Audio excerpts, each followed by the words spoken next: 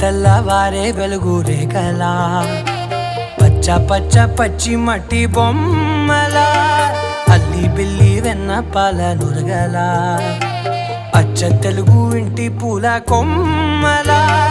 దేవదేవుడే పంపగా ఇలా దేవతే మా ఇంట అడుగే పెట్టెనంట బ్రహ్మ కళ్ళలో కాంతులే మా అమ్మలా మా కోసం మళ్ళీ లాలి పాడేనంట.